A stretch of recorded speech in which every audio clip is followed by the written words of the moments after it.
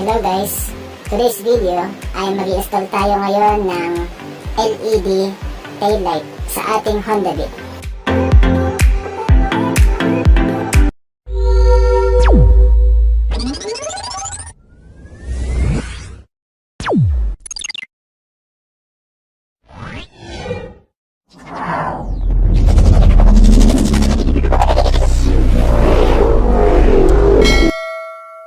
So una, ayan, so i-unscrew lang natin itong dalawang tornilyo.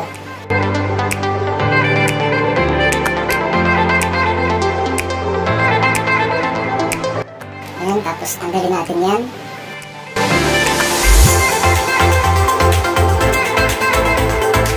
After nun, may makikita kayo ditong dalawa pang tornilyo. Ayan. Tapos ganun ulit, tatanggalin din natin yan. Pag natanggal na natin, so ayan, pwede na natin hilahin, alog-alogin, hanggang sa umangat itong pulang cover. Hindi yan basta-basta matatanggal. Kailangan nating i-push down itong takaludo. Ayan. So natanggal na natin. Pwede na natin hugutin itong bumbilya. At ito ngayon ang ipapalit natin. LED na yan.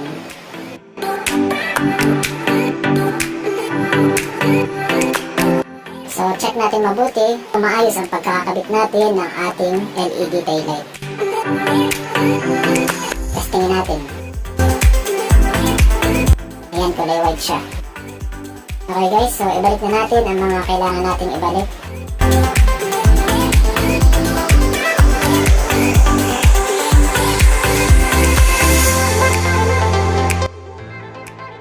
Sa pagbabalik ng pulang cover, so sungkitin lang natin yan para pumasok sa loob.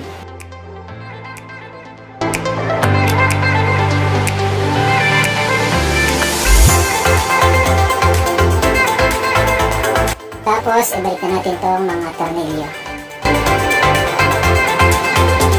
Pati itong cover sa ibabaw.